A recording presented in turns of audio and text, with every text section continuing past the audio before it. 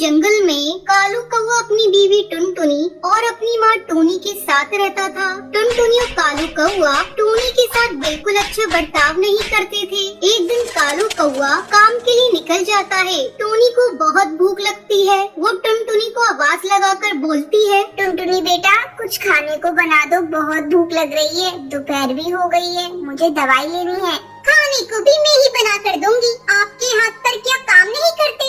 दिन भर परेशान कर देती हो, कुछ तो काम कर लिया करो। बेटा मुझसे काम नहीं होता, वरना मैं तुम्हें परेशान नहीं करती, मैं खुद ही सब कर लेती। हाँ हाँ, खाना खाने को बोल दो बस, तो भर भर कर खा लोगी। और थोड़े से काम का बोल दो तो हाथ पैर नहीं चलते इनके। इतना बोलकर टुनटुनी अपने कमरे में चली जाती है। टोनी चिड़िया भूखी ही रोते रोते अपने कमरे में जाकर सो जाती है। शाम को कालू कौवा नौकरी से आकर अपने कमरे में जाकर सो जाता है। टोनी चिड़िया भूखी प्यासी ही सोई रहती है, उसे कोई पूछने नहीं आता। दूसरे दिन टोनी की तबीयत खराब हो जाती है। टोनी कालू कौवे के पास जाती है और बोलती है, बेटा कालू मेरी तबीयत आज कुछ ठीक नहीं है और मेरी शुगर की दवाई भी खत्म हो गई है, जरा बाजार जाकर ला दो। अरे माँ, तुम्हें पता है ना खर्चे कितने बढ़ गए हैं। मैं परेशान हो गया हूँ इन रोज रोज के खर्चों से। खैर आपकी दवाई ला कर दे दूंगा। और सुनो माँ, टुनटुनी को परेशान मत करना, वो बेचारी थक जाती है पूरे दिन घर का काम करते करते। पर बेटा मैंने कहाँ परेशान करा बहू को। चुप करो माँ, तुम्हारी नीयत और सीरत मैं अच्छे से जानता हूँ। तुम बस चुपचाप एक कोने में पड़ी रहा करो। कालू अपनी माँ को बुरा भला कहकर काम पर चला जाता है। जब शाम को घर लौटता है तो टुनटुनी टीवी पर सीरियल देख रही थी और माँ टोनी एक कोने पर चुपचाप बैठी कालू बेटे का रास्ता देख रही होती है। कालू कौवा जैसे ही अंदर आता है, फिर टोनी उसके लिए पानी लेकर आती है और बोलती है, ले बेटा पानी पी ले, थक गया होगा ना। हाँ हाँ P low Kalu G P low, तुम्हारी माँ को ही तुम्हारी फिक्र है बस, मैं तो कभी तुम्हारे बारे में सोचती ही नहीं हूँ। ऐसा नहीं है बहू, तुम टीवी देख रही थी इसलिए मैंने पानी दे दिया, आखिर मेरा बेटा है। अरे सब समझती हूँ मैं आपकी हरकतें, कितनी चालबाज हैं आप, घर में फूट पड़वाना चाहती हो। ऐसा कुछ नहीं है बहू, बेटा तू समझा बहू को, ये क्या कुछ बोल रही है। क्या समझाऊं है, क्या समझाऊं? सही तो बोल रही है, कोई काम होता नहीं तुमसे और मुझे देखकर सब काम खुद करने लग जाती हो। मुझे तो समझ नहीं आता कि कैसे झेलूंगा मैं तुम्हें माँ। मैं तो कहती हूँ इनको ना किसी वृद्धाश्रम में छोड़ाओ, जान खा रखी इस बुढ़िया ने। हाँ सुबह ही किसी वृद्धाश्रम में ले जाता हूँ। बेटा मैं कहीं नहीं जाना चाहती, मुझे अपने से दूर मत कर, मैं मर जाऊंगी। तुम्हें जाना ही पड़ेगा माँ, तुम इस घर में रहने लायक नहीं हो, तुम्हें इज्जत की रोटी हजम नहीं होती माँ, और ना तुम हमें ठीक से रोटी खाने देती हो। अब हम ही इस घर को छोड़ देंगे, बस यही चाहती हो ना। कालू कौवे की बातें सुनकर टोनी रोते रोते बोलती है,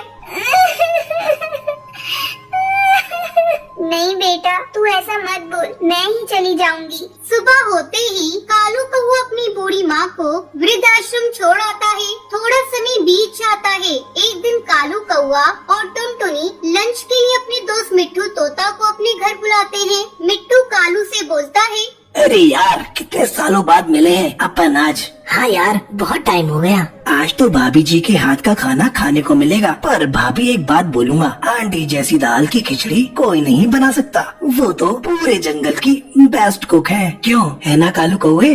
हाँ यार। वैसे यार आंटी है कहाँ, दिखाई नहीं दे रही है।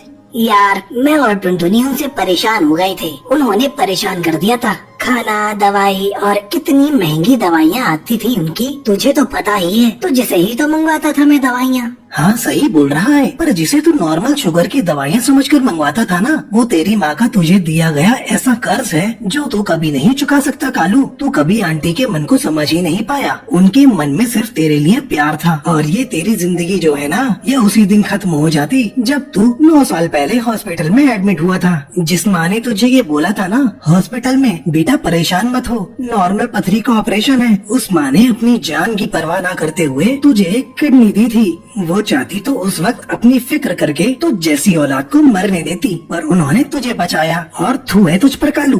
मिट्टू की बातें सुनकर कालू की आंखों से आंसू बहने लगते हैं। दूसरे दिन ही कालू कौवा सुबह सुबह अपनी माँ को लेने आश्रम पहुँच जाता है। आश्रम में टोनी की तबीयत बहुत खराब होती है और वो बस कालू को ही याद करती रहती है। डॉक्टर कालू को देखते ही बोलती है, कैसी बेटे हैं आप, जो अपनी माँ को इतनी तकलीफ में भी यहाँ छोड़ गए। वो आपको इतना याद कर रही है और आप अपने ही जीवन में मस्त हैं। आप जैसे लोगों को अपनी माँ का जरा भी ख्याल नहीं होता। डॉक्टर, आप उन्हें ऐसे मत डांटिए, उनकी कोई गलती नहीं है। वो तो मैं ही बार बार बीमार पड़ती रहती हूँ। देखा कितनी अच्छी माँ है, तुम्हारी गलतियों को भी अपनी गलती बता रही है। तुम धन्य हो जो तुम्हारे पास माँ है। इस दुनिया में ऐसे भी पक्षी हैं जिनके पास माँ का साया तक नहीं होता। डॉक्टर की बातें सुनकर कालू अपनी माँ टोनी को रोते रोते गले लगाता है और बोलता है, माँ मुझे माफ कर दे माँ, मैं तेरे कर्जों को कैसे उतारूं? माँ मैंने तुझसे बहुत बुरा बर्ताव किया। माँ जी, मैंने भी बहुत बुरी तरह से आपको परेशान किया, मुझे माफ कर दीजिए माँ जी। अरे मेरे बच्चों, माँ कभी अपने बच्चों से नाराज होती है? मैं तो बस हमेशा तुम्हें खुश देखना चाहती हूँ। और फिर तीनों खुशी खुशी घर आ जाते हैं।